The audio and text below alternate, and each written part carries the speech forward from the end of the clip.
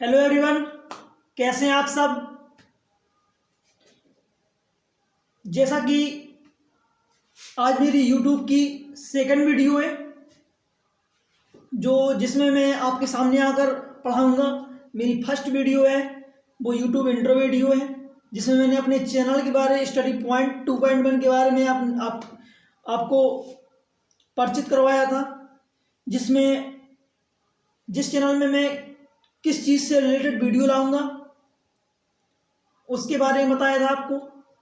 तो आज मेरी यूट्यूब की सेकंड वीडियो है जिसमें हम जियोग्राफी से रिलेटेड है, जिसमें जियोग्राफी की चर्चा करेंगे और भारत की भूगोल के बारे में भी जानकारी करेंगे। तो चर्चा करते हैं जियोग्राफी शब्द की।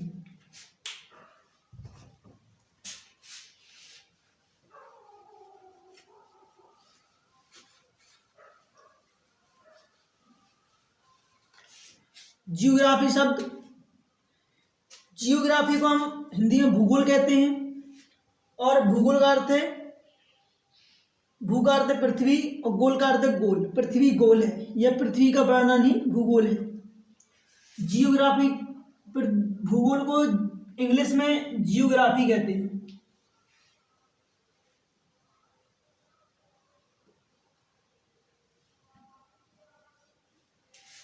तो जियोग्राफी दो शब्दों से मिलकर बना है,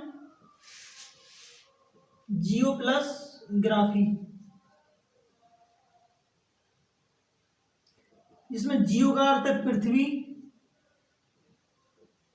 ग्राफी का अर्थ है वर्णन करना, अर्थात पृथ्वी का वर्णन करना ही जियोग्राफी है। तो वास्तविक भूगोल के जनक जो थे वो थे इरेटास्थनीज। अगर क्वेश्चन आ जाता है कंपटीशन एग्जाम में, वास्तविक भूगोल के जनक इरेटास्थनीज थे। और अब बात करते हैं भारत के भौतिक भूगोल की। तो भारत की इसमें स्थिति, लंबाई, क्षेत्रफल, राज्यों की स्थिति, केंद्र शासित प्रदेश, इनको दर्शाएंगे।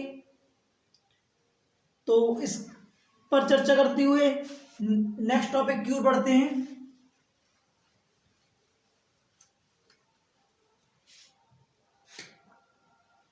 तो इसमें पहले हम भारत का नक्शा बनाएंगे।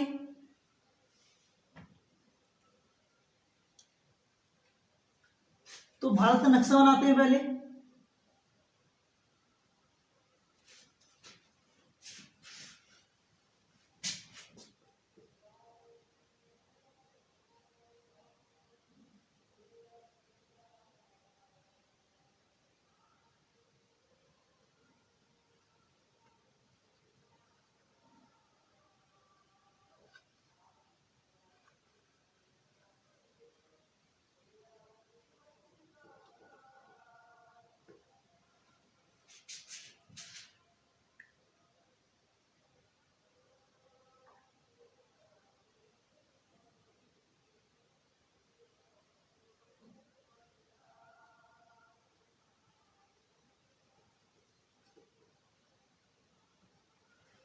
ये हमारा बन गया भारत का नक्शा।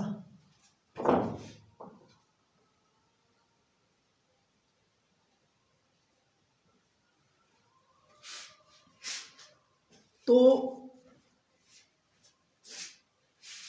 भारत का जो ऊपरी हिस्सा है इसे कहते हैं उत्तर दिशा। ये उत्तर दिशा है, ये दक्षिण दिशा है,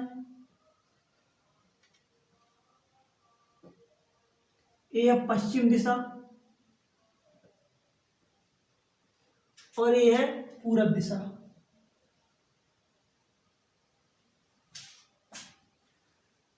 अब बात कर लें कि भारत का जो कुल क्षेत्रफल है तो वो है 32,87,263 वर्ग किलोमीटर। तो ये 32,87,263 वर्ग किलोमीटर निकला कैसे, तो इस पर चर्चा करते हैं। तो भारत के जो उत्तर से दक्षिण तक की लंबाई है वो है 3214 किलोमीटर। और जो पश्चिम से पूरब की लंबाई है वो है 2933 किलोमीटर। अगर इन दोनों का मल्टीप्लाई कर दें तो निकलेगा 32,87,263 वर्ग किलोमीटर।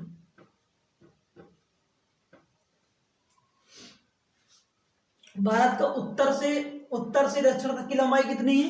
3214 किलोमीटर। और पश्चिम से पूरब तक की लंबाई कितनी है? तो वो होगी 2933 किलोमीटर। 2933 किलोमीटर। तो इन दोनों का मल्टीप्लाई कर दें तो निकल के आएगा 32,87,263 वर्ग किलोमीटर, जो आपके सामने है। तो अब चर्चा करते हैं अक्षांशीय विस्तार की। तो जो भारत जो है उत्तरी गोलार्ध में स्थित है।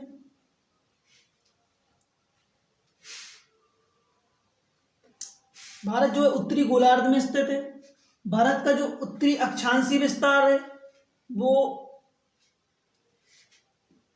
8 डिग्री 4 मिनट से लेकर 37 डिग्री 6 मिनट उत्तरी अक्षांश में स्थित है। और भारत का जो देशांतरी विस्तार है वो 68 डिग्री 7 मिनट से लेकर 97 डिग्री 25 मिनट है, जिसको हम मैप में दर्शाते हैं।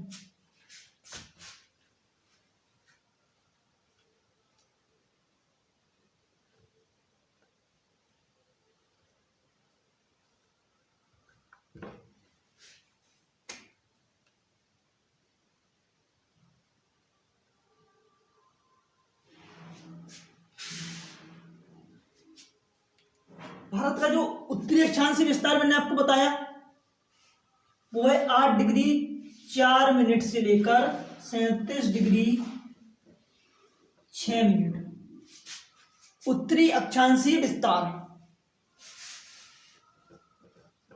उत्तरी अक्षांशीय विस्तार।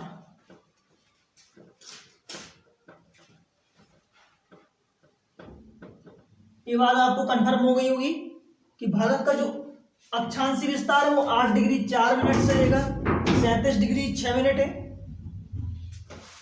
और जो देशांतरी विस्तार है वो है 68 डिग्री 7 मिनट से लेकर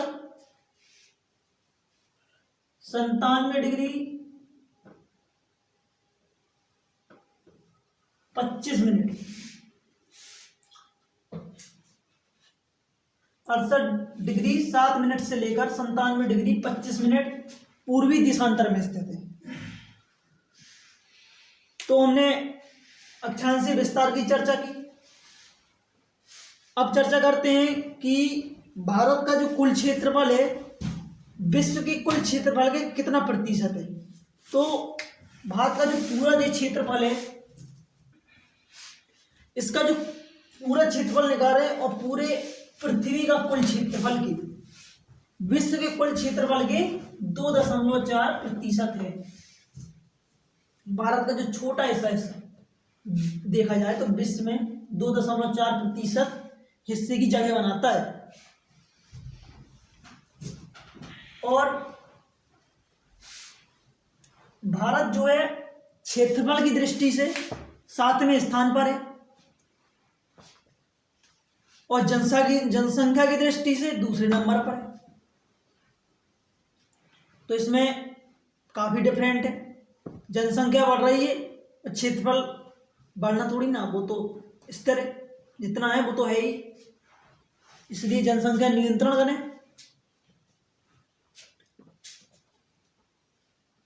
तो क्षेत्रफल की दृष्टि से 7वें स्थान पर है। तो आपके दिमाग में एक क्वेश्चन चल रहा होगा कि पहले स्थान पर कौन है। तो पहले स्थान पर है रूस, दूसरे नंबर पर है कनाडा, तीसरे नंबर पर है चीन और चौथे नंबर पर है अमेरिका और 5वें नंबर पर है ब्राजील और 6वें नंबर पर है ऑस्ट्रेलिया और 7वें नंबर पर है अपना भारत, इंडिया। और अगर क्वेश्चन में पूछ ले 8वें नंबर पर कौन है, तो वो अर्जेंटीना। तो इसको हम ट्रिकी बेस्ड पर याद करते हैं। जो आपको क्षेत्रफल की दृष्टि से जो 7 देश हैं उनको हम ट्रिक के हिसाब से याद करते हैं, जो आपके लिए बहुत ही यूजफुल होगी। इसको बहुत अच्छे से देखना आप लोग। क्षेत्रफल की दृष्टि से 7वां स्थान,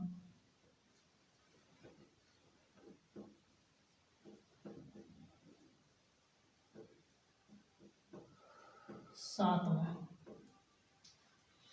तो इसकी मैंने ट्रिक बता रहा था आपको। तो इसकी ट्रिक है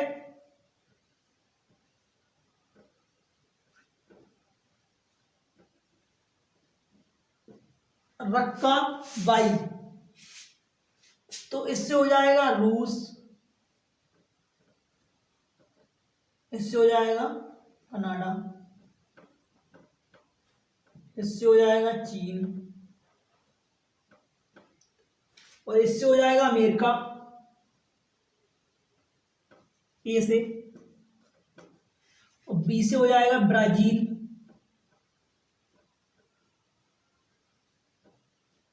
और आई से हो जाएगा वो सॉरी ए अभी बचा है, तो ए से हो जाएगा ऑस्ट्रेलिया,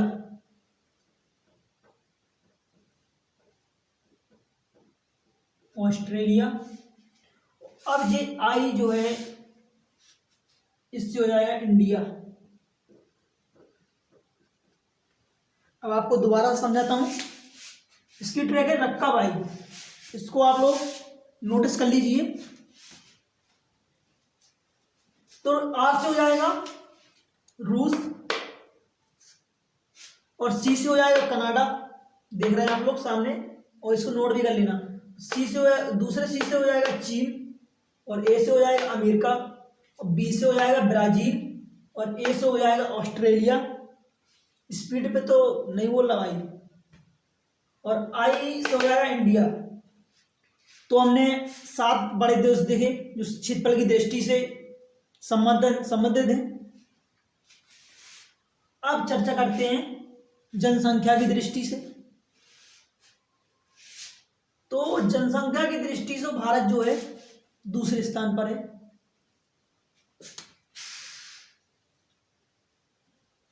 जनसंख्या में दूसरा 2वां स्थान। दूसरा जगह थोड़ा कम पड़ रही थी तो मैंने दूसरा 2 लिख दिया, वो वाले दिया दूसरा स्थान, 2वां स्थान। तो पहले नंबर पर कौन सा है, तो इसमें भी चीन है। उसमें तीसरे नंबर पर चीन था क्षेत्रफल में। इसमें दूसरे नंबर पर चीन है, तो इसमें इसमें चीन पहले नंबर पर है, दूसरे नंबर पर इंडिया है, और फिर इसके बाद है संयुक्त राज्य अमेरिका। पहले नंबर पर चीन है, फिर दूसरे नंबर पर भारत है, तीसरे नंबर पर है संयुक्त राज्य अमेरिका, और फिर इसके बाद है इंडोनेशिया, फिर इसके बाद है बांग्लादेश, फिर इसके बाद है पाकिस्तान, और फिर इसके बाद और देश हैं। वहां तक क्वेश्चन पूछ ही नहीं जाते हैं, इतने में ही काम चल जाएगा। तो जनसंख्या की दृष्टि से दूसरा स्थान है इसका। तो हमने इसमें क्षेत्रफल की बात की, अक्षांशीय विस्तार की बात की,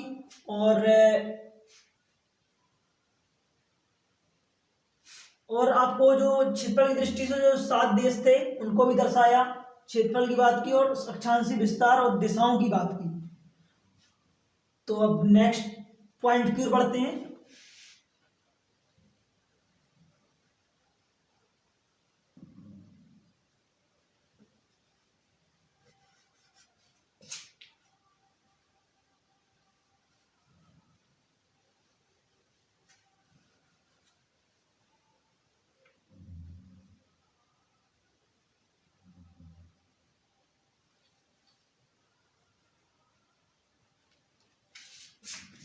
तो भाई थोड़ा इसको सही कर लूं,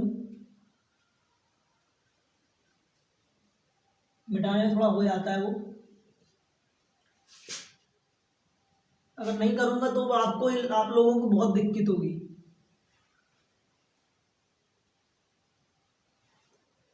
तो दोस्तों अब बात करते हैं कुछ उत्तरी पॉइंट, उत्तरी बिंदु, दक्षिणी बिंदु, पश्चिमी बिंदु और पूर्वी बिंदु की बात करते हैं। तो जम्मू कश्मीर जो है उत्तर दिशा में स्थित है, आप लोगों को पता होगा। दक्षिण दिशा में है तमिलनाडु, कर्नाटक, केरल। पश्चिमी बिंदु है उसमें गुजरात, महाराष्ट्र है। और अरुणाचल प्रदेश जो है वो पूरब दिशा में स्थित है। ये आपको बात क्लियर हो गई होगी। तो जम्मू कश्मीर का जो उत्तरी बिंदु है, तो जम्मू पूछ ले कि भारत का उत्तरी बिंदु कौन सा है, या नॉर्थ पॉइंट कौन सा है, या उत्तरी पॉइंट कौन सा है। काफी तरीके से क्वेश्चन पूछते हैं, उसमें कंफ्यूज होने की कोई बात ही नहीं। पॉइंट मतलब बिंदु। नॉर्थ तो सबको पता होगा, नॉर्थ माने उत्तर होता है। तो भारत का जो उत्तरी पॉइंट है, उत्तरी पॉइंट वो है इंदिरा कॉल।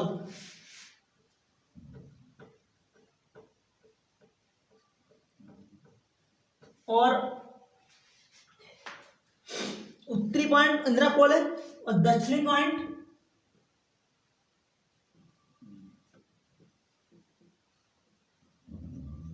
वो है इंदिरा पॉइंट।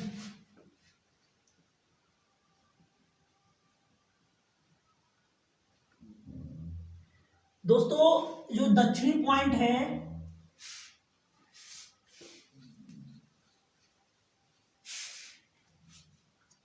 वो जो है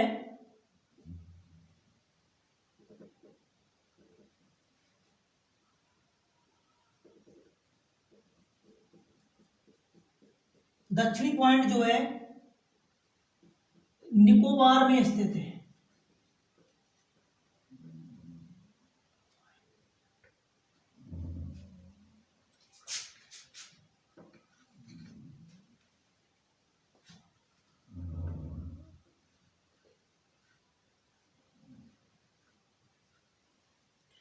दक्षिणी पॉइंट जो है निकोबार, अंडमान निकोबार द्वीप समूह में। अंडमान और निकोबार एक अलग अलग है, अंडमान अलग है, निकोबार अलग है। तो अंडमान वो जो है दक्षिणी पॉइंट जो है निकोबार द्वीप समूह में स्थित है। दक्षिणी पॉइंट कौन सा है? इंदिरा पॉइंट। इंदिरा पॉइंट कहां पर स्थित है? निकोबार द्वीप समूह में स्थित है। और अब इसमें एक क्वेश्चन बनता है कि इंदिरा पॉइंट को पहले किस नाम से जाना, पुराना नाम क्या था इंदिरा पॉइंट का? तो इंदिरा पॉइंट का पुराना नाम था पिगमिलियन पॉइंट। इसको आप लोग नोट कर लीजिए कॉपी में। और अब इसके बाद करते हैं जो पश्चिमी बिंदु है, पश्चिमी पॉइंट है, तो वो है सरक्रीक।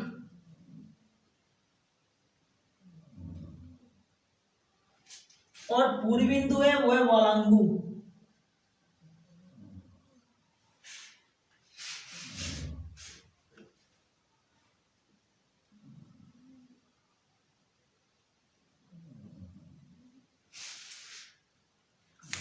पश्चिमी बिंदु जो है सरक्रीक है, और पूर्वी बिंदु जो है वो है वालांगू।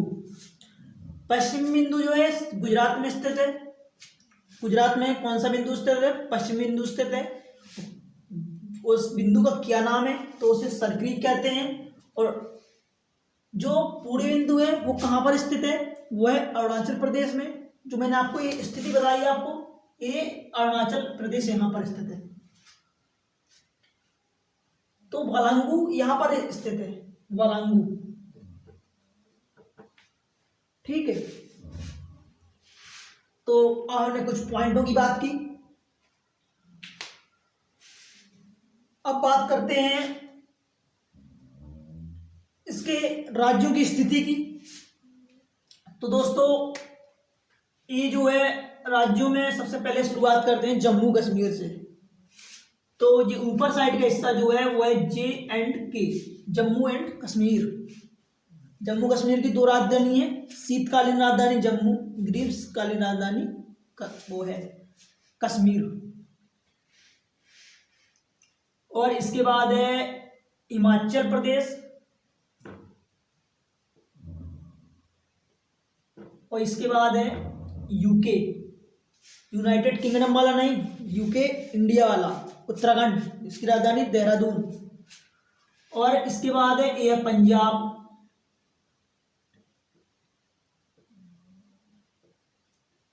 और इसके बाद ये आता है हरियाणा। हरियाणा भाई जगह नहीं है, थोड़ा आप लोग इशारों में समझ जाने से हरियाणा लिखा है।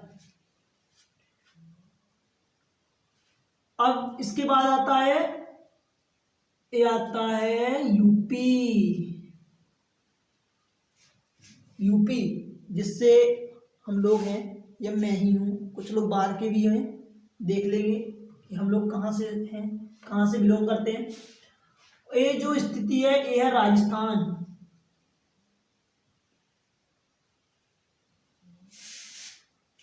और ये जो है ये है गुजरात।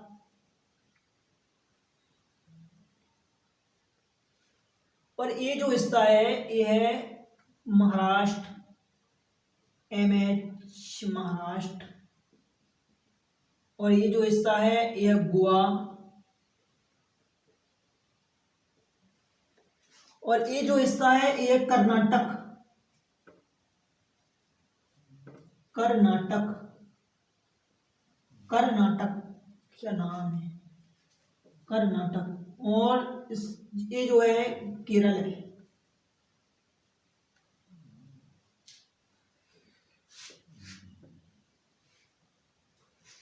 और ये जो हिस्सा है ये है तमिलनाडु।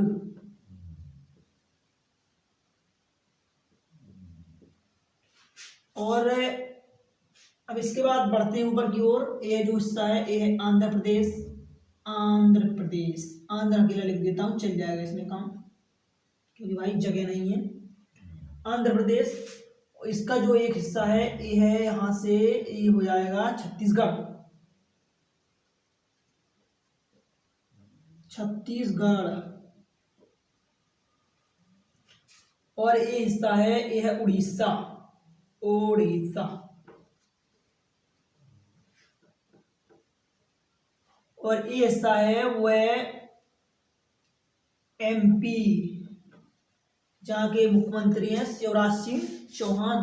यूपी के सबको मालूम होगा, योगी जी। और ये जो हिस्सा है वो है झारखंड।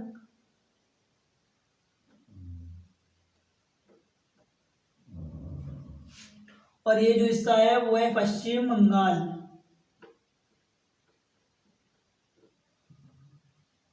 पश्चिम बंगाल।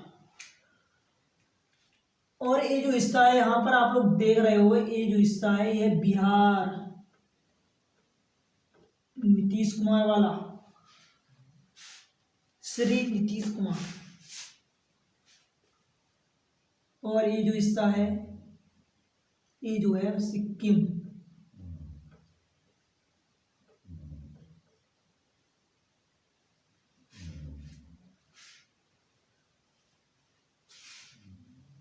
और ये जो हिस्सा है यहाँ पर देखें तो यहाँ पर ये भूटान देश है, भूटान, ठीक।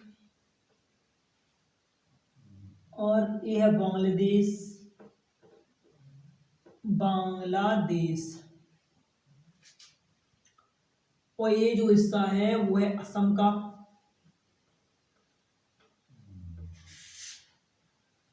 और ये जो हिस्सा है अरुणाचल प्रदेश, अरुणाचल प्रदेश, अरुणाचल, असम, अरुणाचल। और इसके बाद जो है ये है मेघालय।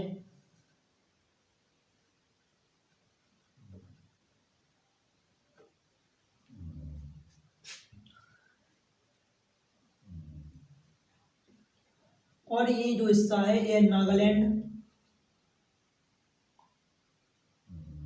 और ये जो हिस्सा है मणिपुर, मणिपुर, मणिपुर नहीं, मणिपुर, मणिपुर। और ये जो हिस्सा है वो है कौन सा, शायद हाँ मिजोरम।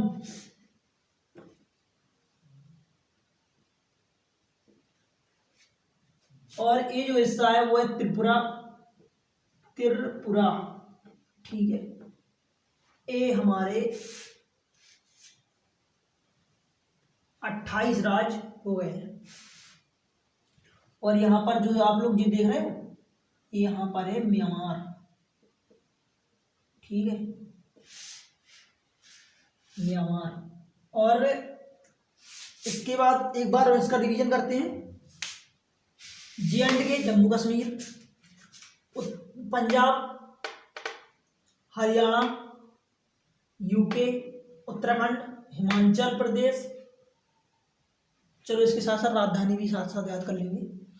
जम्मू कश्मीर जो उत्तर दिशा में स्थित है, इसकी 2 राजधानियां हैं, शीतकालीन जम्मू और ग्रीष्मकालीन कश्मीर। और पंजाब की राजधानी चंडीगढ़ और हरियाणा की राजधानी चंडीगढ़। राजस्थान की राजधानी जयपुर और गुजरात की राजधानी गांधीनगर और मध्य प्रदेश की राजधानी भोपाल, महाराष्ट्र की राजधानी मुंबई, गोवा की राजधानी पणजी, कर्नाटक की राजधानी बेंगलोर, केरल की राजधानी तिरुवनंतपुरम और तमिलनाडु की राजधानी चेन्नई और आंध्र प्रदेश की राजधानी, इसकी 3 राजधानियां हैं। जो कार्यकारी राजधानी है वो है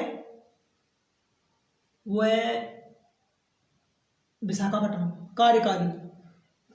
कार्यकारी का मतलब ये होता है कि जहां पर वहां के सीएम, वहां के एमएलए वगैरह आकर उसकी अध्यक्षता हो, तो वो होती है कार्यकारी राजधानी।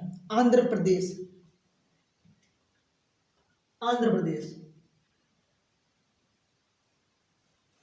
और एक राज्य और यहाँ पर है हैदराबाद, जो आंध्र प्रदेश से अलग हुआ है।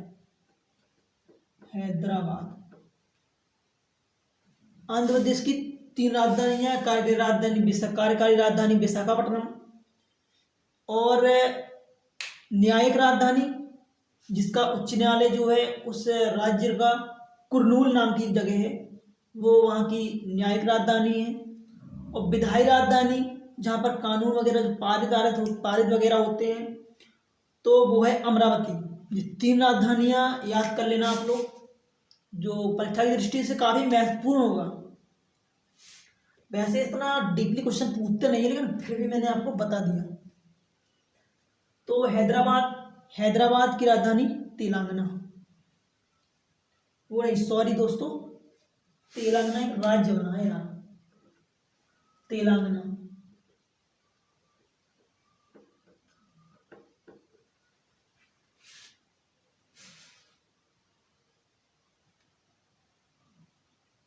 नहीं भाई, 1 मिनट, हैदराबाद ही है।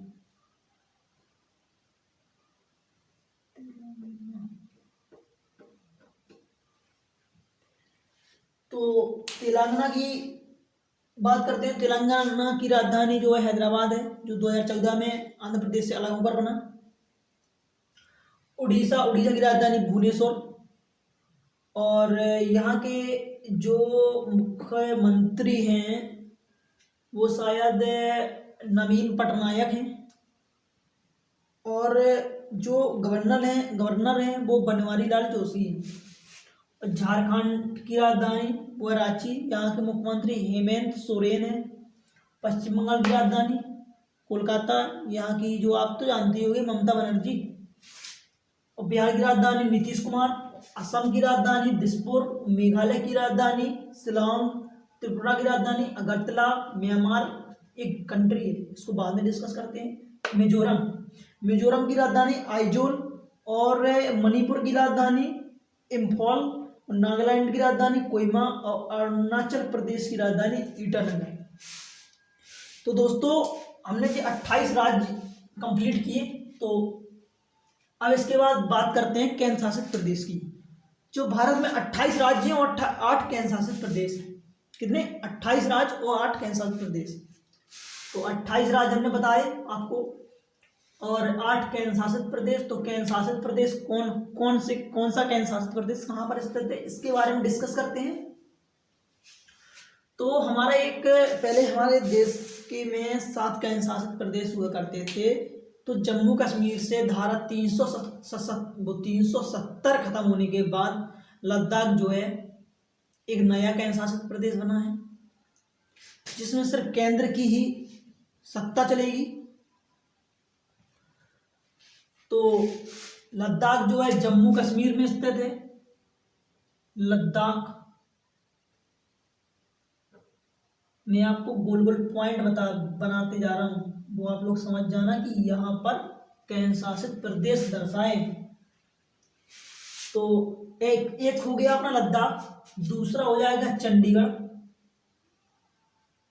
चंडीगढ़ और तीसरा हो जाएगा, वो हो जाएगा दिल्ली। दिल्ली दिल्ली को वैसे अभी पूर्ण राज्य का दर्जा प्राप्त नहीं है, इसलिए वो केंद्र शासित प्रदेश है। और अगर एक क्वेश्चन पूछ ले कि कौन सा केंद्र शासित प्रदेश है जिसका खुद का एक न्यायालय है, तो उसका सही आंसर होगा न्यायालय, वो होगा दिल्ली। दिल्ली के जो सीएम है अरविंद केजरीवाल हैं, जो आम आदमी पार्टी से हैं। तो और आगे बढ़ते हैं। तो हमने जी 3 बताए आपको केंद्र शासित प्रदेश। अब इसके बाद आता है दमन और दीव दमन। दमन, इसको सिर्फ लिखते हैं दमन और दीव दमन। समझदार हो यार आप लोग, दमन और चलो पूरे लिख देते हैं, दमन और दीव दमन। और एक आता है दादर नगर हवेली।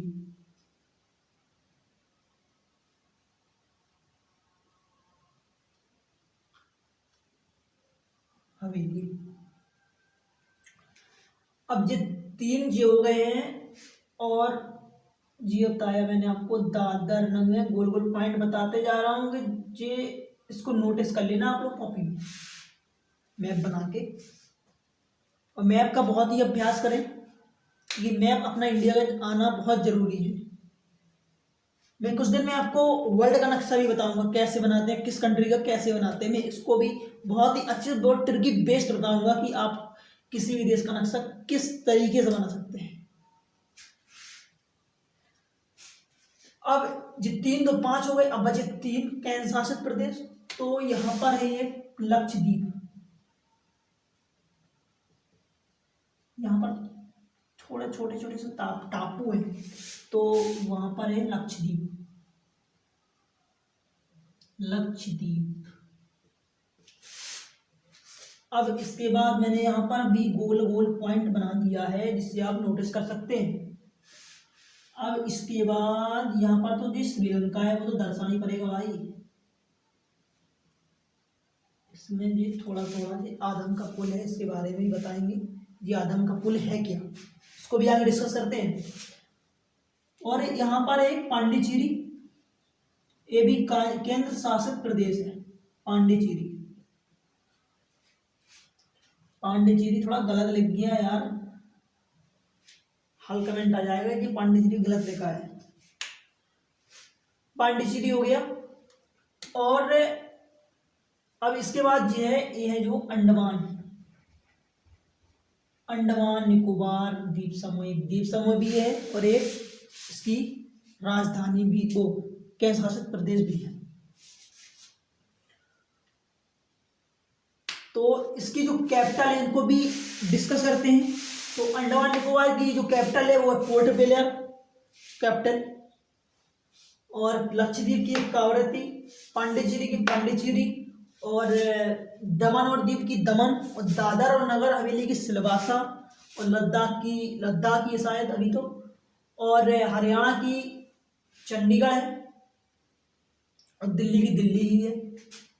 तो अपन लोगों ने ये सब इसमें राज्यों की स्थिति चर्चा की, केंद्र शासित प्रदेशों की चर्चा की, और इसकी कैपिटल है जो उसकी भी चर्चा की, और पश्चिमी बिंदु क्या है, उत्तरी बिंदु कौन से हैं और दक्षिणी बिंदु कौन से हैं, इनकी भी अपन लोगों ने बहुत ही डीपली चर्चा की, बहुत गहराई से इनके बारे में जाना। तो अब चर्चा करते हैं इसका जो आसपास का क्षेत्र है वो किससे संबंधित है।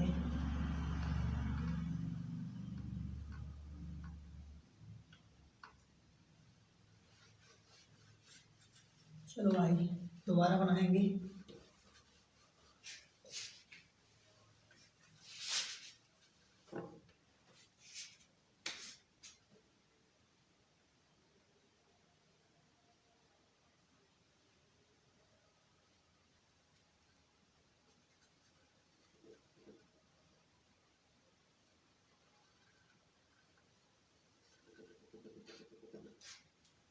सॉरी यार, गलत बन गए, हमारी चौड़ाई ज़्यादा हो गई।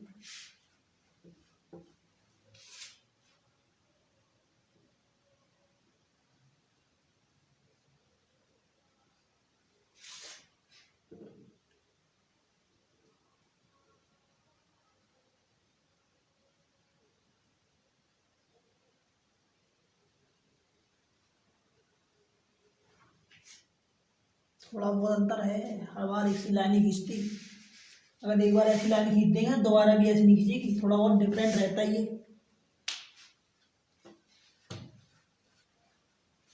तो अब इसमें बात करते हैं स्थलीय सीमा, जलीय सीमा, इसकी बात करेंगे। तो इसमें चर्चा करते हैं स्थलीय सीमा की। तो भारत की जो स्थलीय सीमा है वो है यहां से लेकर यहां तक, ये होगी स्थलीय सीमा। इसकी जो है लंबाई कितनी होगी, कितनी है, वो है 15,200 किलोमीटर। 15,200 किलोमीटर। और अब बात करते हैं दक्षिणी सीमा की, वो सॉरी दोस्तों, जलीय सीमा की, जलीय सीमा की। तो जलीय सीमा की अगर बात करें तो अगर मुख्य तटीय जलीय सीमा की, मुख्य तटीय सीमा की बात करें तो वो होगी 6100 किलोमीटर। अगर कहते हैं कि भारत के तटीय सीमा की लंबाई कितनी है, तो अगर उसमें पूछ ले भारत के कुल तटीय क्षेत्र की लंबाई कितनी है, अगर उसमें आ जाए 7,516, 7,436, 7,563 और 7,610, ऐसे आ जाए क्वेश्चन, तो इसमें थोड़ा डिफरेंट है। अगर कुल से संबंधित मतलब क्वेश्चन आ जाएगी भारतीय कुल तटीय क्षेत्र की लंबाई कितनी है, तो इसकी होगी कुल से संबंधित आए तो वो होगी 7,516 किलोमीटर। अगर उसमें बात कर ले कि भारत के मुख्य तटीय भाग की लंबाई कितनी होगी, तो वो होगी 6100 किलोमीटर। अब आपको आपके मन में एक डाउट हो रहा होगा कि कुल तटीय क्षेत्र की लंबाई, मुख्य तटीय क्षेत्र की लंबाई, इसमें क्या डिफरेंट है। तो इसमें ये डिफरेंट है कि जो अंडमान और लक्षद्वीप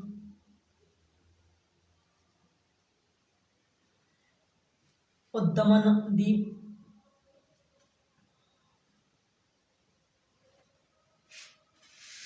अगर मुख्य तटीय भाग की लंबाई पूछे तो वो है 6100 किलोमीटर, और कुल तटीय भाग की लंबाई पूछे तो वो है 7,516.5 किलोमीटर। तो इसमें पता क्या डिफरेंट है, इसमें डिफरेंट है अगर मुख्य पूछ ले तो सिर्फ अपन को सिर्फ जितने राज्य हैं अगल बगल, गुजरात, महाराष्ट्र, कर्नाटक, गोवा, केरल, तमिलनाडु, आंध्र प्रदेश, उड़ीसा, पश्चिम बंगाल, तो जो इससे इस राज्यों से संबंधित जो तटीय सीमा बनाते हैं, जो किनारे किनारे ये सब, इतना हिस्सा राज्यों की सीमाओं से संबंधित है। तो अगर राज्यों की सिर्फ सीमाओं की कुल लंबाई जोड़ेंगे, ना कि इन द्वीपों की, अगर पूछ ले, मैंने अभी उल्टा बता दिया आप लोगों को, सॉरी। अगर कुल पूछ ले भारत के कुल तटीय क्षेत्र की लंबाई, तो इसमें राज्यों की भी लंबाई जोड़ेंगे, राज्यों की सीमाओं की लंबाई भी जोड़ेंगे, राज्यों की सीमाओं के तटीय भाग की लंबाई भी जोड़ेंगे, प्लस जो जितने द्वीप हैं, जितने भी द्वीप हैं उनकी भी हम लोग लंबाई जोड़ेंगे। तो जिससे कुल मिलाकर लंबाई होती है 7,516.5 किलोमीटर। अगर मुख्य तटीय भाग की लंबाई पूछ ले तो सिर्फ अपन को ये द्वीप जो है इनको इसके साथ इंक्लूड नहीं करना है, सिर्फ अपन को जो राज्य हैं उनको इसमें इंक्लूड करना है, सिर्फ राज्यों की बात होगी। सिर्फ मुख्य पूछ ले तो जितनी वो कितनी होगी, वो होगी 6100 किलोमीटर। मुख्य पूछ ले तो 6100, अगर कुल पूछ ले तो वो होगी 7,516 किलोमीटर। तो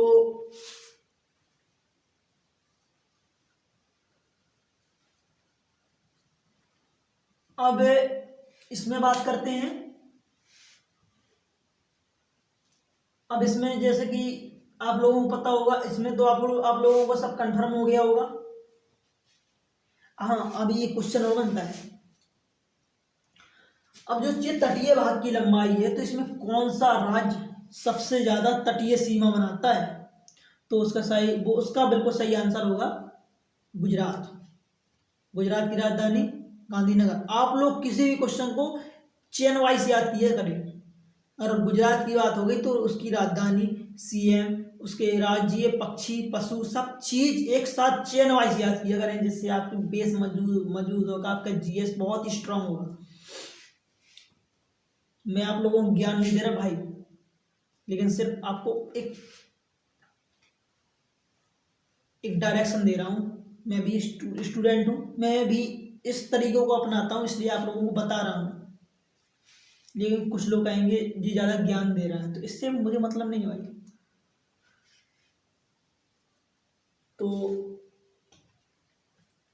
इसमें जो तटीय सीमा सबसे ज्यादा कौन सा राज्य बनाता है, वो है गुजरात। तो उसकी कुल तटीय सीमा की लंबाई कितनी है, वो है 1600 किलोमीटर। 1600 किलोमीटर।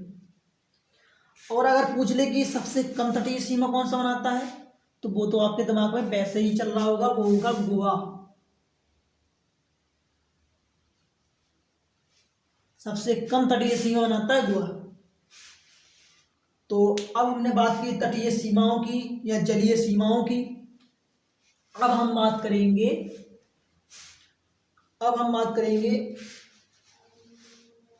स्थलीय सीमा की।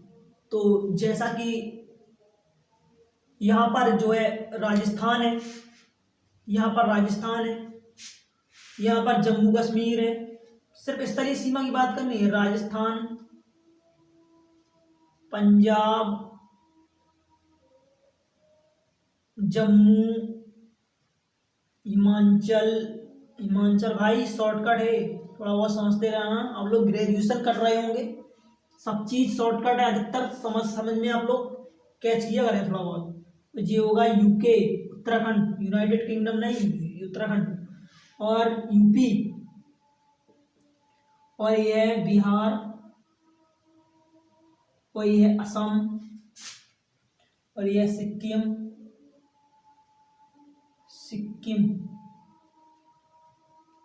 और ये है असम, और ये है अरुणाचल प्रदेश, और यहां तक जो है ये होगा नागालैंड। ठीक है भाई। इतने एरिया की जो है 15,200 किलोमीटर की लंबाई है इनकी।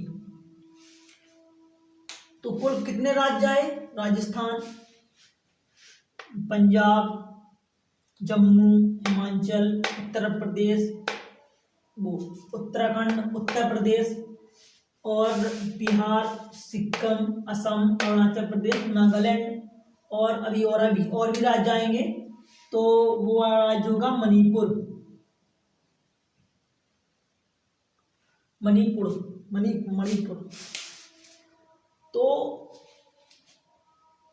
तो इसमें बात करेंगे इसकी जो सबसे ज्यादा,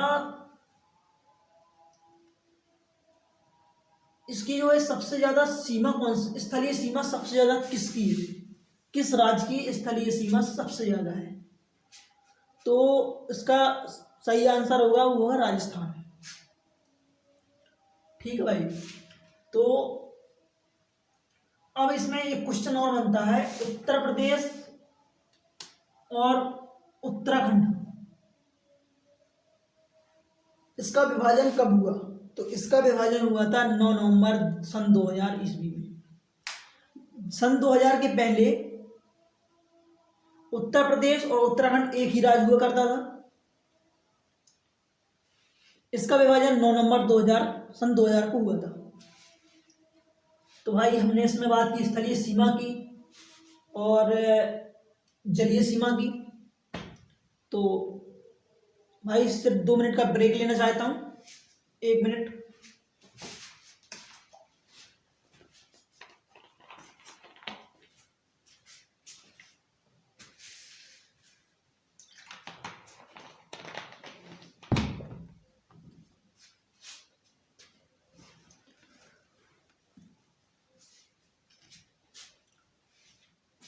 अब इसमें बात करते हैं, वो है, आप लोग ये मत समझना भाइयों कि मैं यहाँ पर बुक्स रखकर आपको वैसे पढ़ा रहा हूँ। थोड़ा बहुत तो हर कोई टीचर थोड़ा बहुत हिंट लेता है, थोड़ा बहुत हर टीचर हिंट लेता है। तो इसमें मैं मेन जो पॉइंट है थोड़ा बहुत लिख के रखता हूँ, जिससे मुझे इस टॉपिक की याद आया कि मुझे इस टॉपिक के बारे में बताना है। तो कुछ भाई ऐसे भी होंगे कि जो मुझे सपोर्ट कर रहे हैं, कुछ वैसे तो मेरे हिसाब से कुछ होंगे नहीं, और कुछ होंगे तो मैं उन पर ध्यान नहीं देता। कुछ ऐसे भी होंगे कि जो कहते हैं रटा रटाया बोल रहा है सामने रख के बुक, तो इससे मुझे कोई फर्क नहीं पड़ता। तो अब इसमें बात करते हैं रेखाओं की, कि जो है हमारे जो पड़ोसी देश है, हमारे जो स्थलीय सीमा से संबंधित 7 पड़ोसी राज्य हैं, 7 पड़ोसी राज्य हैं जो स्थलीय सीमा से संबंधित हैं। तो वो कौन कौन से राज्य, वो सॉरी दोस्तों, स्थलीय सीमा से संबंधित 7 देश हैं, 7 देश हैं जो भारत के साथ सीमा बनाते हैं। तो पहला देश कौन सा है? वो है पाकिस्तान।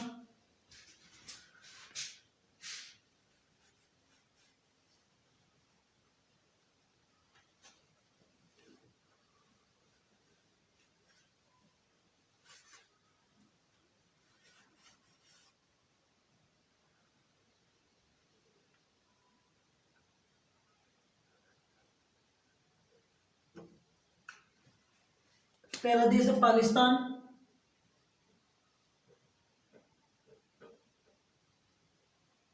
और दूसरा देश है,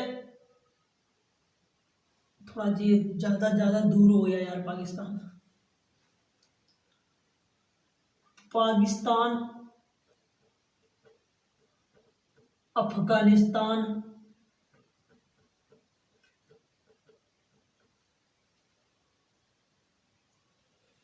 अफगानिस्तान, और ये है जो है बांग्लादेश।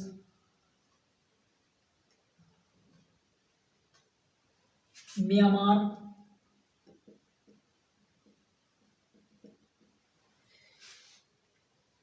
म्यांमार के बाद ये है नेपाल,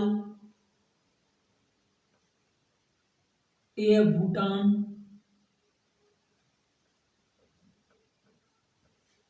ये है भूटान। तो कितने राज्य हुए? कितने देश हुए? 2 4 5 6, और अभी एक, हाँ, आतंकवादी देश तो बचा ही है अभी, वो है चीन। ठीक है भाई, 7 देश हो गए। तो अब इसमें बात करते हैं रेखाओं की, और किस देश की सीमा सबसे ज्यादा अपने देश से स्पर्श करती है, इसके बारे में भी चर्चा करेंगे। तो पाकिस्तान जो है, भारत और पाकिस्तान के बीच एक रेखा है, तो उसका नाम है रेड क्लिफ रेखा। तो सन 15 अगस्त 1947 को सर सीजे रेड क्लिफ नाम से एक, कहें तो एक विद्वान ही कह दो या कोई वैज्ञानिक या फिर कोई महान आदमी, महान, उनका नाम था सर सीजे रेडक्लिफ। तो उन्होंने 15 अगस्त 1947 को भारत और पाकिस्तान के बीच एक रेखा निर्धारित की जिसे कहा गया रेड क्लिफ रेखा। रेड क्लिफ रेखा।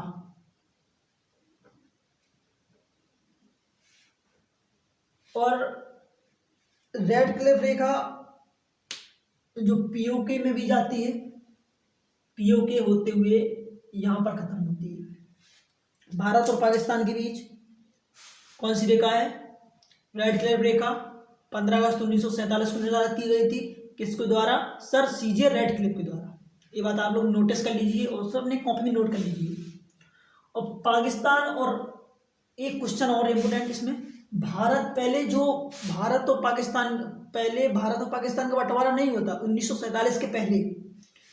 तो पहले जो है भारत और अफगानिस्तान के बीच एक रेखा थी, उसे कहा जाता था भारत और पाकिस्तान है वो एक ही देश हुआ करते थे, अफगानिस्तान अलग था। भारत और अफगानिस्तान के बीच एक रेखा थी, उसे कहा जाता है डूरंड रेखा। डूरंड रेखा। अब जो है आज की स्थिति में ये जो डूरंड रेखा है जो पाकिस्तान और अफगानिस्तान के बीच स्थित है, पाकिस्तान और अफगानिस्तान के बीच स्थित है। तो ये पाकिस्तान और अफगानिस्तान के बीच, अब आप पूछिए कि अब ये कैसे स्थित है, तो पहले तो ये भारत और पाकिस्तान के बीच स्थित थी। तो जो है भारत और पाकिस्तान का पहले विभाजन हो गया, 15 अगस्त 1947 से विभाजन हो गया। तो भारत पहले यहाँ से हुआ करता था, जो पाकिस्तान है जे साइड का पूरा एरिया जो भारत के अंदर आता था। जब से भारत अलग हो गया तो जी साइड का हिस्सा तो भाई अलग ले गया पाकिस्तान, और रेखा जो है अफगानिस्तान यहाँ से था ऊपर से, तो रेखा तो भाई जब पाकिस्तान इसमें भारत में सम्मिलित था तो रेखा तो वाकई में आप लोग समझदार है कि रेखा तो उसके आगे से ही खींचेगी ना। तो भारत तो एक ही था, अफगानिस्तान अलग था। तो भारत और अफगानिस्तान के बीच रेखा निर्धारित की गई थी 1896 में सर डूरंड के जरिए, सर डूरंड द्वारा निर्धारित की गई थी। जब से भारत और पाकिस्तान का विभाजन हो गया तो वो रेखा पाकिस्तान और अफगानिस्तान के बीच होने लगी। अगर क्वेश्चन पूछ ले पाकिस्तान और अफगानिस्तान के बीच कौन सी रेखा है, तो वो उसका सही आंसर होगा वो होगा डूरंड रेखा, जिसको 1896 ईस्वी में भारत और अफगानिस्तान के लिए निर्धारित किया गया था। लेकिन भारत और पाकिस्तान का विभाजन होने के बाद अब यह रेखा पाकिस्तान और अफगानिस्तान के बीच स्थित है, जिसे सर डूरंड द्वारा निर्धारित किया गया था 1896 ईस्वी में। मैंने आपको सभी पॉइंट नोटिस करवा दिए, आप इनको थोड़ा अपनी कॉपी में नोट कर लीजिए। बहुत ही इंपोर्टेंट क्वेश्चन बनेंगे परीक्षा की दृष्टि से। तो अब भारत, पाकिस्तान और अफगानिस्तान की बात होगी, तो अब बात करते हैं भारत और चीन। तो भारत और चीन के बीच एक रेखा स्थित है, तो वो भारत और चीन के बीच एक रेखा स्थित है, उसे कहते हैं मैकमोहन रेखा। मैकमोहन रेखा, जिसे 1914 ईस्वी में मैकमोहन नाम से कोई एक विद्वान थे, उन्होंने 1914 ईस्वी में हिमाचल में इसे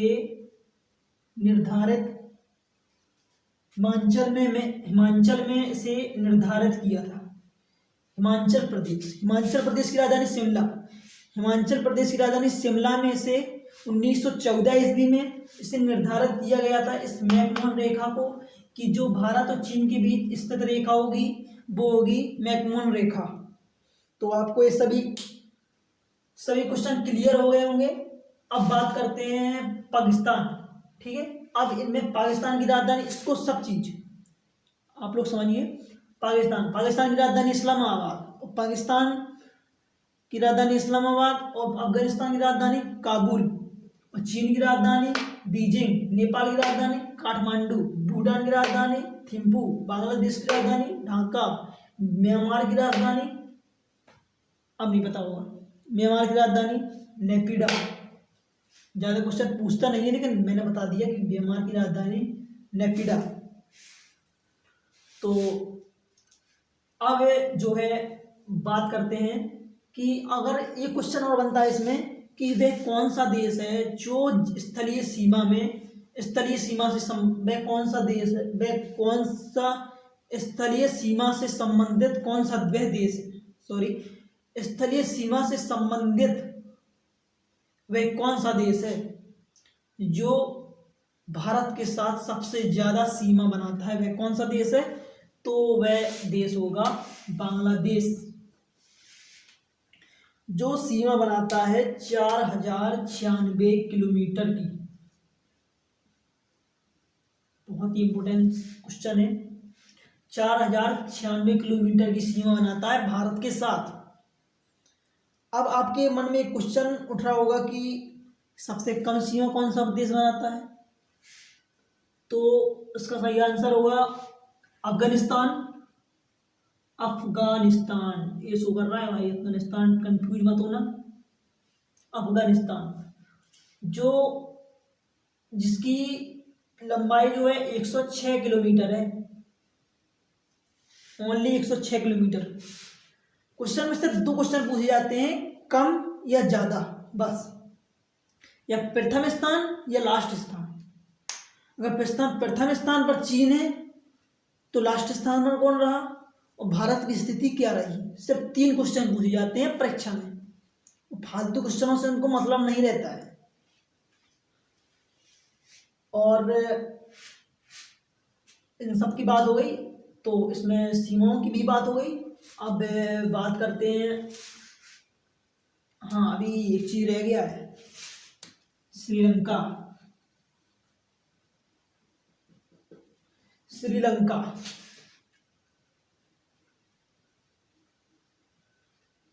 श्रीलंका जो है भारत के साथ किसके जरिए, किसके द्वारा अलग होता है?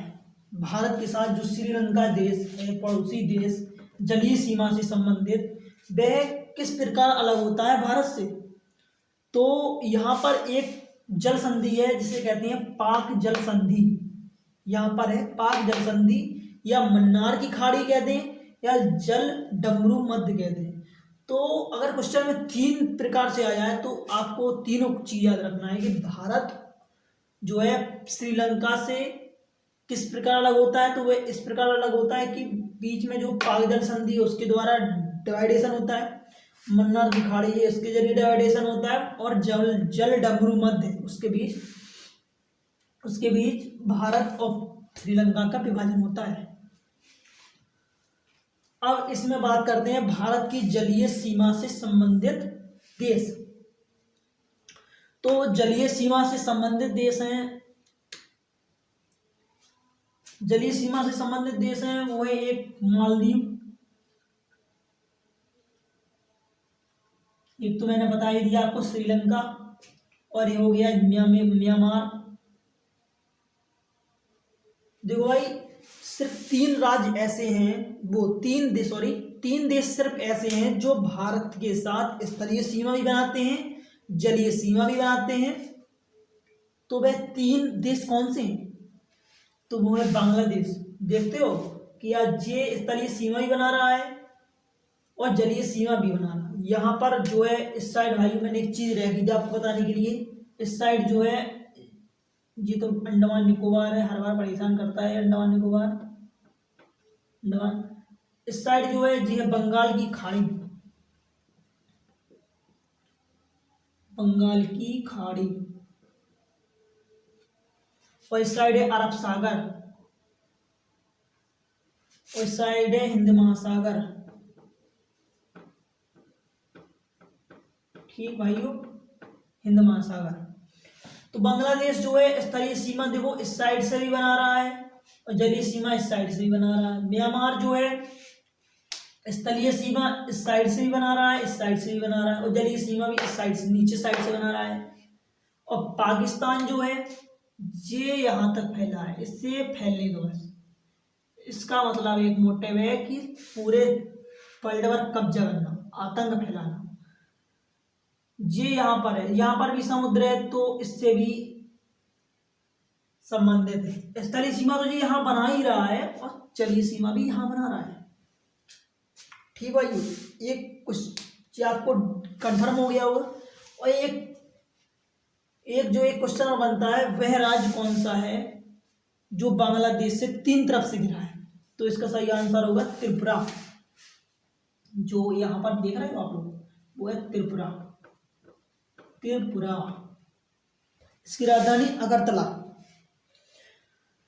और इसके बीच मैंने बताया जलडब्लू मध्य, ठीक है। अब हम बात कर रहे थे जलीय सीमा से संबंधित देश, तो ये है यहाँ पर मालदीव, श्रीलंका, और यहाँ पर म्यांमार की थोड़ा नीचे है वो है थाईलैंड, और यहाँ पर है इंडोनेशिया। यहाँ पर इंडोनेशिया, ठीक है। और यहाँ पर तो मैंने बता ही दिया आपको बस। हाँ, मालदीव की राजधानी माले। जो अगर पूछ ले कि भारत का जो एक जलीय सीमा से संबंधित देश है वो तो एक श्रीलंका है, और श्रीलंका के अतिरिक्त वह कौन सा देश है जो भारत के बहुत समीप स्थित है? तो वो होगा इंडोनेशिया। अब आप लोग कहोगे कि जब मालदीव भी तो पास में स्थित है, इसे क्यों कह दिया स्थित है पहले? तो इसलिए कह देंगे क्योंकि ये अंडमान निकोबार द्वीप समूह भी इसके साथ इससे संबंधित है, इसलिए भारत से सबसे समीप देश होगा इंडोनेशिया। इंडोनेशिया की राजधानी जकार्ता है, और आसियान एक संगठन है, उसका हेडक्वार्टर भी जकार्ता में है। और इंडोनेशिया की जो करेंसी इंडोनेशियन रुपया है। और श्रीलंका की राजधानी जो है जयवर्धने कोट्टे है, और बांग्लादेश की राजधानी ढाका है, इसका मुद्रा जो है टका है, और यहाँ के जो पीएम है वो है शेख हसीना। और म्यांमार, इसकी राजधानी मैंने बताई थी आपको, नेपिडा है। और इस साइड अरब सागर स्थित है, इस साइड बंगाल की खाड़ी स्थित है, इस साइड हिंद महासागर है। इस साइड का जो पूरा हिस्सा है जो 3 तरफ से घिरा हुआ है समुद्र से, इसे कहते हैं प्रायद्वीपीय भारत। प्रायद्वीपीय भारत, तो भाइयों प्रायद्वीपीय भारत उसे कहा जाता है जो 3 तरफ से, वह स्थान जो 3 तरफ से पानी से घिरा हो, जल से घिरा हो, वह स्थान जो 3 तरफ से जल से घिरा हो, वह स्थान जो 3 तरफ से पानी से घिरा हो, उसे प्रायद्वीपीय भारत कहते हैं। मैंने 2 बार रिपीट कर दिया, वह स्थान जो 3 तरफ से घिरा हो उसे प्रायद्वीपीय भारत कहते हैं। एक क्वेश्चन और बनता है, प्रायद्वीपीय भारत की सबसे बड़ी नदी, तो वो है गोदावरी नदी।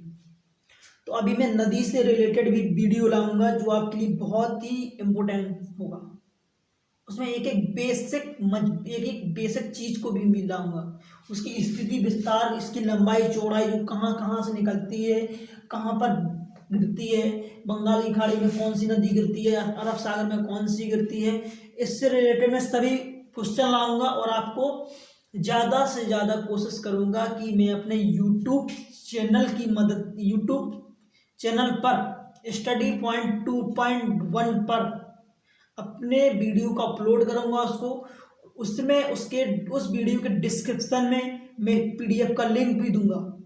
जैसे कि आज शायद तो मैं इससे रिलेटेड वीडियो दे नहीं पाऊंगा क्योंकि मेरे पास अभी PDF अवेलेबल नहीं है, मेरे पास खुद के नोट्स होते हैं, मैं उसकी ही PDF आपको शायद ज़्यादा से ज़्यादा कोशिश करता हूँ उसी PDF मिले, मेरे हैंड राइटिंग के जरिए जो नोट्स मैं बनाता हूँ उसी की PDF शायद मैं कोशिश करता हूँ उसी की PDF आपको दूंगा नेक्स्ट वीडियो में। इस वीडियो में नहीं दे पाऊंगा, झूठ वाला कोई काम ही नहीं है, तो इस वीडियो में कोई भी PDF नहीं दे पाऊंगा।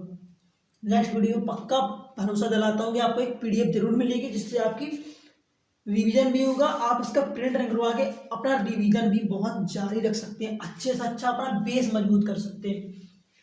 तो अब इसमें क्या वैसे रह गया है, मानक समय भी रेखा हो गई है, और वैसे तो शायद सब हो गया है।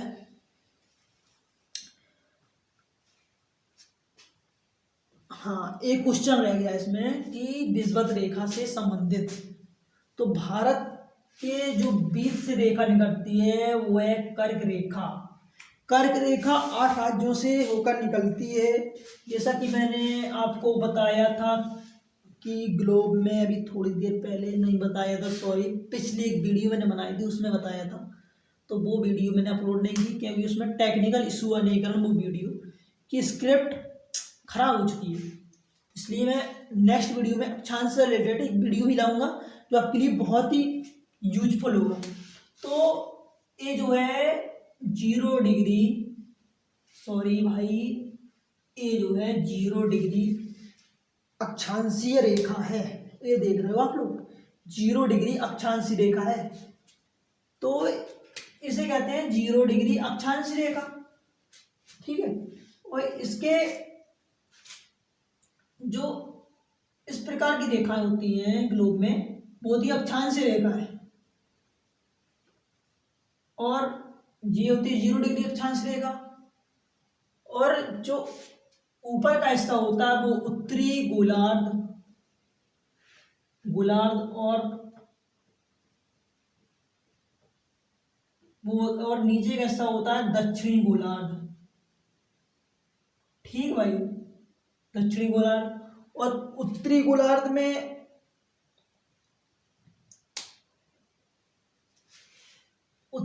इसे 0 डिग्री अक्षांश रेखा की कुछ दूरी पर होती है कर्क रेखा स्थित, और नीचे कुछ दूरी पर स्थित होती है मकर रेखा।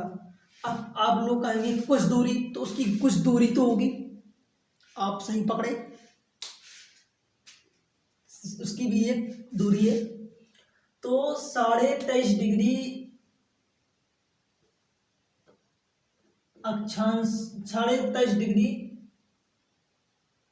अक्षांशीय विस्तार, 23.5 डिग्री की दूरी पर उत्तरी गोलार्ध में जो 23.5 डिग्री अक्षांश पर जो रेखा स्थित होती है उसे कहते हैं कर्क रेखा। और दक्षिणी गोलार्ध में 23.5 डिग्री अक्षांश पर स्थित रेखा वो होती है दक्षिणी रेखा, सॉरी भाई, मकर रेखा। तो अब इसमें बात करते हैं कर्क रेखा की। तो कर्क रेखा जो है हमारे भारत के 8 राज्यों से होकर गुजरती है। तो उन 8 राज्यों को दर्शाते हैं। तो पहला राज्य गुजरात, ये हमारी गई कर्क रेखा।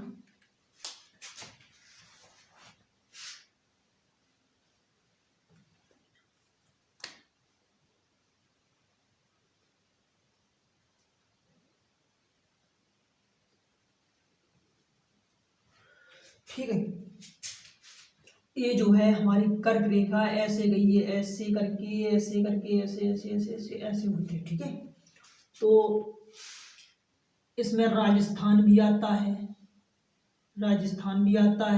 इसमें गुजरात भी आता है, इसमें राजस्थान, गुजरात, मध्य प्रदेश भी आता है, छत्तीसगढ़ भी आता है, और छत्तीसगढ़ के बाद आता है झारखंड भी आता है, पश्चिम बंगाल भी आता है, त्रिपुरा भी आता है, और मिजोरम भी आता है। तो कौन कौन से राज्य बताए मैंने? राजस्थान, गुजरात, मध्य प्रदेश, छत्तीसगढ़। राजस्थान शुरुआत से करते हैं। राजस्थान, गुजरात, मध्य प्रदेश, छत्तीसगढ़, झारखंड, पश्चिम बंगाल, त्रिपुरा और मिजोरम। तो जिस तरफ 8 राज्य, 8, ठीक।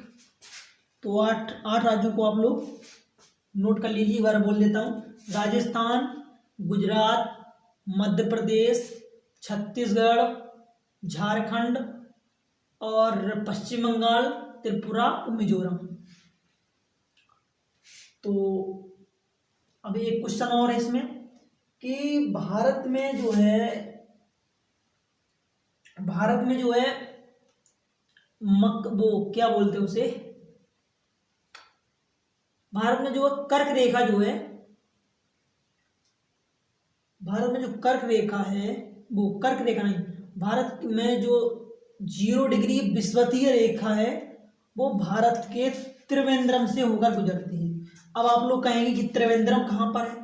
तो त्रिवेंद्रम जो है केरल राज्य में स्थित है, कि जहाँ से हमारी 0 डिग्री अक्षांश रेखा या 0 डिग्री विषुवतीय रेखा या 0 डिग्री भूमध्य रेखा एक ही नाम से जाना जाता है ना, सिर्फ 0 डिग्री को या अक्षांश रेखा कह दो या भूमध्य रेखीय रेखा भी कह दो या विषुवतीय रेखीय रेखा कह दो, इनको एक ही नाम से जाना जाता है, जो भारत के त्रिवेंद्रम में स्थित है। त्रिवेंद्रम कहाँ है? वो है केरल। त्रिवेंद्रम, त्रिवेंद्रम, ठीक है भाई, त्रिवेंद्रम, यहाँ से 0 डिग्री अक्षांश रेखा गुजरती है। तो ये क्वेश्चन आपका जी कंप्लीट हो गया। अब इसमें एक बात और होती है कि भारत की जो मानक समय रेखा है, तो वो मानक समय रेखा कितने देशांतर पर स्थित है? तो भारत की मानक समय रेखा जो है 82.5 डिग्री पूर्वी देशांतर पर स्थित है। तो भारत की मानक समय रेखा जो है उत्तर प्रदेश के, यहाँ पर हमारा जो है एक उत्तर प्रदेश है, इसको थोड़ा साफ करना पड़ेगा।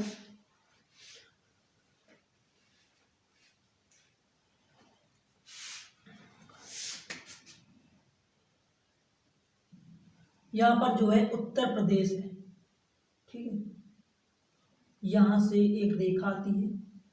मैंने आपको बताया था कि अक्षांशीय रेखाएं जी हॉरिजेंटल होती हैं और वर्टिकल रेखाएं जो होती हैं देशांतरीय रेखाएं। ठीक भाई, नेक्स्ट वीडियो में इस पर ही वीडियो लाऊंगा, बहुत ही इंपॉर्टेंट वीडियो होगा आपके लिए। मानक समय रेखा जो है उत्तर प्रदेश इलाहाबाद के मिर्जापुर के निकट से ही होकर गुजरती है। तो भारत की मानक समय रेखा कौन सी है? 82.5 डिग्री पूर्वी देशांतर पर स्थित है, जो कहाँ से गुजरती है?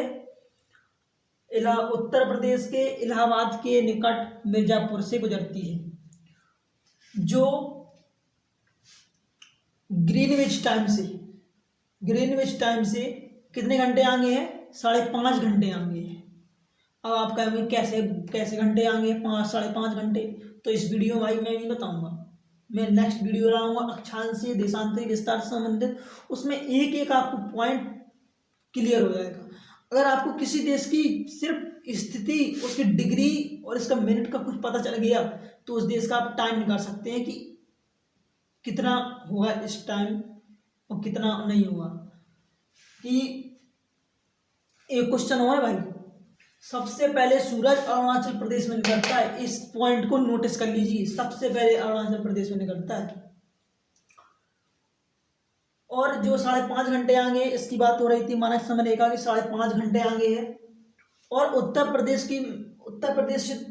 के इलाहाबाद के निकट मिर्जापुर से निकलती है। ये बात हमारी कंफर्म हो गई। कौन सी मानक समय रेखा? 82.5 डिग्री पूर्वी देशांतर पर स्थित है। और वह कहाँ पर स्थित है? उत्तर प्रदेश की मिर्जापुर के निकट से ही होकर गुजरती है। और ग्रीनविच टाइम से 5.5 घंटे आगे है। और यह रेखा भारत के किन किन राज्यों से गुजरती है? तो यह रेखा जो है उत्तर प्रदेश, मैंने आपको बताया, उत्तर प्रदेश, मध्य प्रदेश और उत्तर प्रदेश, मध्य प्रदेश और वो क्या बोलते हैं उसे, छत्तीसगढ़, उत्तर प्रदेश, मध्य प्रदेश, छत्तीसगढ़ और आंध्र प्रदेश से होकर गुजरती है। उत्तर प्रदेश, मध्य प्रदेश और छत्तीसगढ़ और आंध्र प्रदेश से होकर गुजरती है। छत्तीसगढ़ यहाँ पर है, मध्य प्रदेश भी यहाँ पर है, उत्तर प्रदेश, मध्य प्रदेश, छत्तीसगढ़ और आंध्र प्रदेश, तो यहाँ पर आंध्र प्रदेश स्थित है। तो ये रेखा सीधे आई है भाई, सीधे किनारे किनारे होती है, इसमें प्रवेश नहीं हुई है। इसमें यार ये थोड़ा मैप है, इसमें तो थोड़ा बहुत डिफरेंट होगा, जो बता रहा हूँ आप उस पर फोकस कीजिए, ना कि मैप पर जाइए, कि मैप कुछ बताएगा, मैं आपकी मेरे मार्कर की कलम के हिसाब से, ये मेरा मार्कर कहाँ चल रहा है, इस साइड से चल रहा है, मैंने बताया ना कि आप इस साइड से होकर निकल जाती है, तो इसके हिसाब से चलिए आप। तो शायद तो मैंने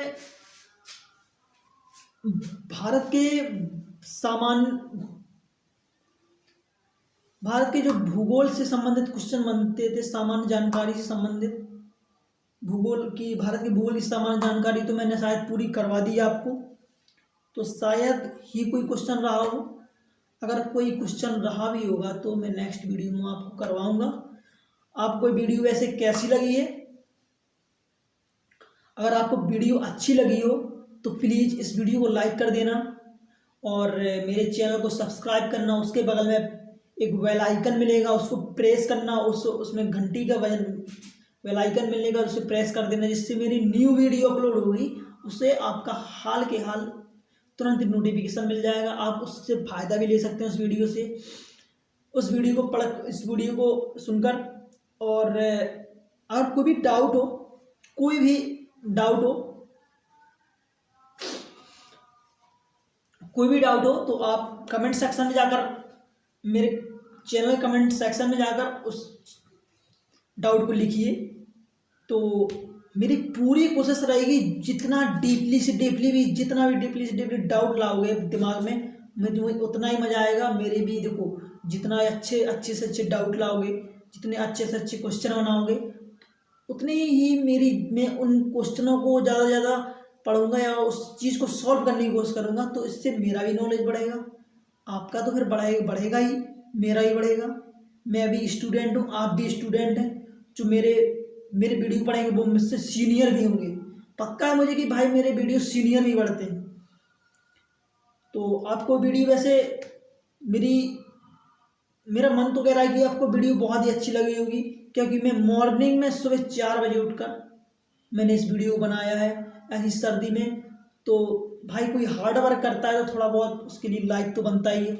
इस वीडियो को लाइक कीजिए, अपने दोस्तों में भी शेयर कीजिए और सब्सक्राइब कीजिए मेरे चैनल को। और अपना बहुत ही अच्छे से ध्यान रखिए, सर्दी से बचाव कीजिए और अच्छे से पढ़ाई कीजिए।